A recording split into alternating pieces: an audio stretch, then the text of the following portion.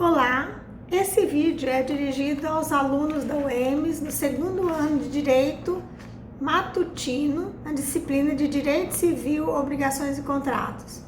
Dando continuidade às nossas aulas presenciais, por conta da situação que estamos vivendo, suspensas as aulas presenciais, e nós vamos falar hoje, dando continuidade, sobre as obrigações de fazer. O que são as obrigações de fazer?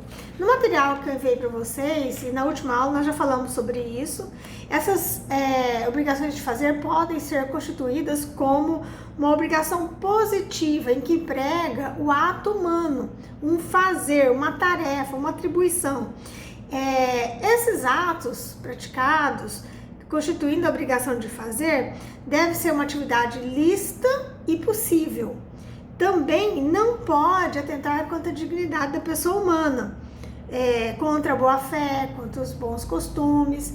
E ela se distingue das obrigações de dar por conta do seu objeto imediato. Ou seja, uma obrigação, por exemplo, de dar pensando num quadro, numa pintura.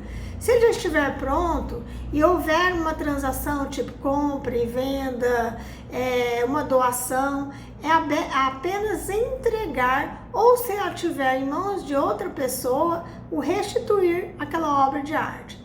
Se o ato humano for de pintar, de confeccionar, de fazer aquele quadro, aí já é uma obrigação de fazer, uma obrigação positiva.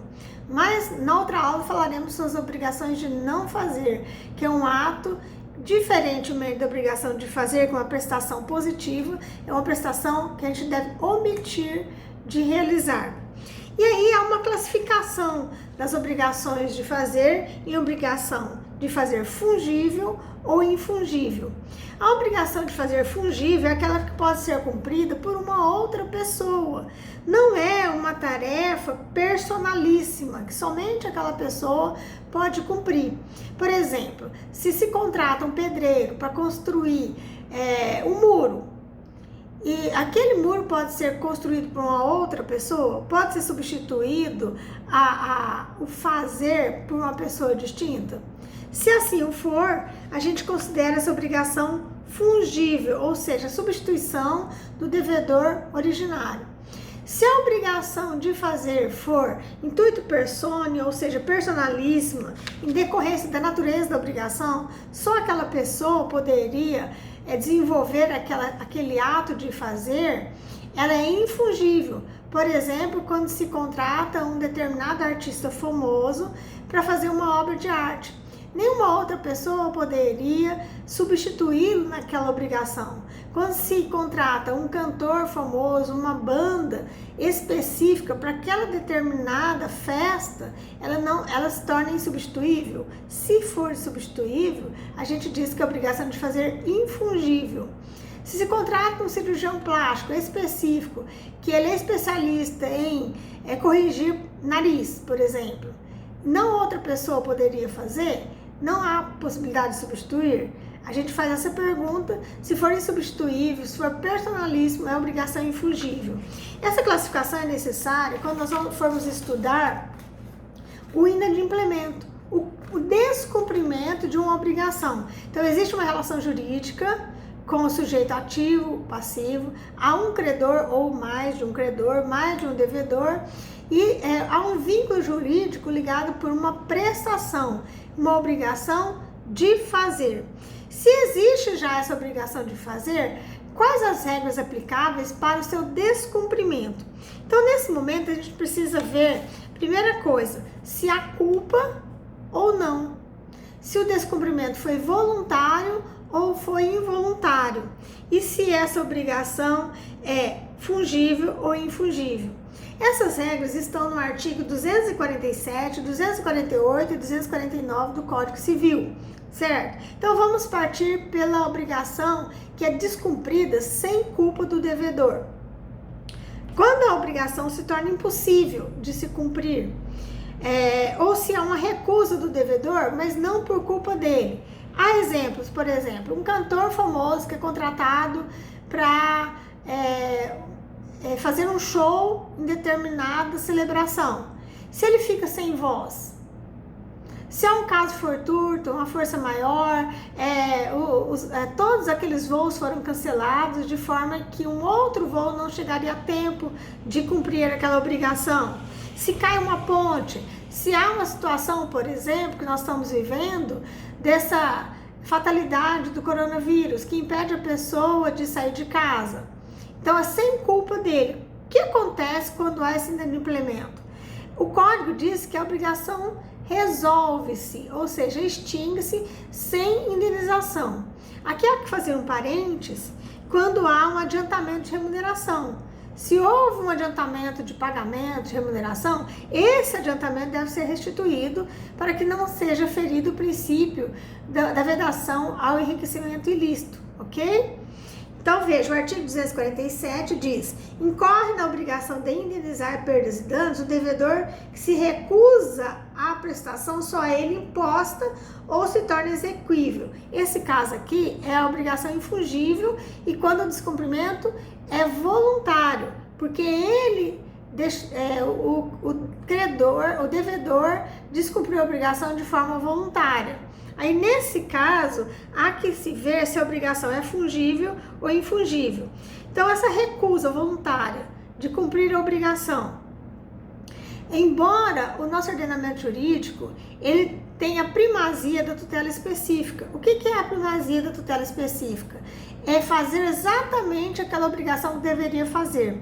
Quando formos estudar a execução dessas obrigações, lá no Código de Processo Civil diz que a obrigação somente se converte em perdas e danos se o autor requerer, ou seja, o credor, não, então eu quero receber uma indenização, ou se for impossível a tutela específica. Mas há mecanismos processuais no nosso ordenamento jurídico em que prioriza, antes de conversão em perdas e danos, há os mecanismos de coerção. Por exemplo, o juiz pode determinar busca e apreensão, pode, quando é obrigação de dar, pode fixar uma multa periódica para o cumprimento daquela obrigação, para que, por exemplo, o juiz fixa, cumpre determinada obrigação em 48 horas, por exemplo, sob pena de multa diária no valor de R$1.000, um exemplo. Então, aí, nesse caso, o devedor é coagido, então, a cumprir a tutela específica, ou seja, exatamente a obrigação que deveria ser cumprida e ele deixou de fazer de forma involuntária, ok? Mas o Código Civil diz que, no caso de deixar de cumprir a obrigação com culpa, ele deve indenizar. Então, nós vimos que a indenização é em segundo lugar, se não for possível, a tutela é específica ou se o credor optar pela indenização, ok? E se for infungível? Então, aí nós vamos por artigo 247, se for fungível, ou seja, aquela obrigação que pode ser cumprida por uma outra pessoa, um terceiro na relação jurídica obrigacional. O artigo 248 diz: se a prestação tornar-se impossível sem culpa do devedor, resolve-se a obrigação. Se for por culpa dele, responderá por perdas e danos. Aí, nesse caso aqui, o artigo 249 continua: se puder ser executado por terceiro, será livre ao credor mandá-lo executar a custa do devedor. Havendo recuso ou mora, resolve-se a indenização.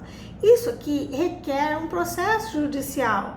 Se o credor ele quer uma obrigação específica, é uma obrigação fungível, pode ser cumprida por terceiros, num processo é preciso que haja uma licitação, que os terceiros interessados em cumprir aquela obrigação tragam um projeto, há peritos para avaliar o custo dessa obrigação, são publicados editais para que os interessados se apresentem, e aí esse terceiro vai cumprir a obrigação e aquele devedor que deixou de cumprir deverá pagar as custas do cumprimento dessa obrigação por meio de terceiros, ok? E se for infungível? Se o fato, então aqui o 249 diz que se o fato puder ser cumprido por terceiro. Agora, se for infungível a obrigação. E foi por culpa, porque a pessoa não quis voluntariamente cumprir a obrigação, aí também há a prioridade da tutela específica ou resolve-se por perdas e danos. Então, a diferença do fungível e infungível é que, mesmo os dois com culpa, o infungível é aquele que não pode ser cumprido por outra pessoa. A tutela específica, o juiz determina uma multa combinatória, por exemplo, para que se cumpra exatamente aquilo que ele deixou de cumprir.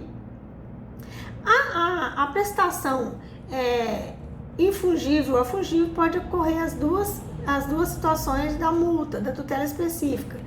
Aquela que é fungível pode ser cumprida por terceiros, nesse caso, às custas do devedor, mas é necessário que haja um processo judicial para que isso aconteça.